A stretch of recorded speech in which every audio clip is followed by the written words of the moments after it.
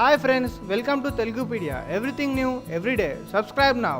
సప్త సముద్రాలు దాటినా కూడా సంసార సాగరం మాత్రం కన్నీటి చుక్క రాల్చకుండా దాటలేము. అనేక సామెత, కొంతవరకు అది నిజం కూడా. మన కోసం, కుటుంబం, పిల్లల కోసం ఎన్ని సమస్యలు వచ్చినా పోరాడి జీవితంలో గెలవాల్సిందే. ఈ క్రమంలో మనకు దూరమయ్యే సామాజిక, ఆర్థిక, సంసార సమస్యలు దూరం చేసుకోవాలన్నా, ఆ సమస్యలతో పోరాడాలన్న మానవ ప్రయత్నంలో పాటు మనకు ఆ దైవబలం తప్పక కావాల్సిందే.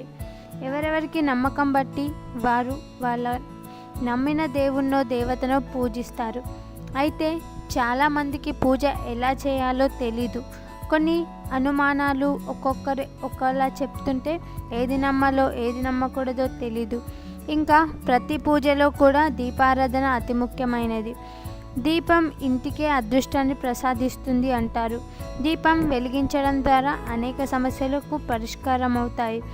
అందులో ఆవు నెయ్యిలో దీపం వెలిగిస్తే మరింత శుభదాయకమట. అయితే ఆవు నేతిలో దీపం ఎలా వెలిగించాలి? ముందుగా కుందులను శుభ్రం చేసి కుంకుమ బొట్టు పెట్టాలి.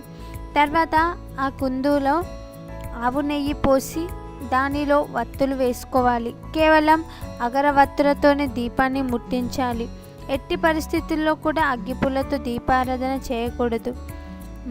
అంతేకాదు, ముట్టించిన దీపంలో ఇంకో దీపం కూడా వెలిగించరాదు. ఇలా ప్రతిరోజు ఉదయం, సాయంత్రం ఆవు నేతితో దీపం వెలిగిస్తే ఆర్థిక ఇబ్బందులు ఉండవట. చేతికి అందాల్సిన డబ్బు కూడా సమయానికి అందుతుందట.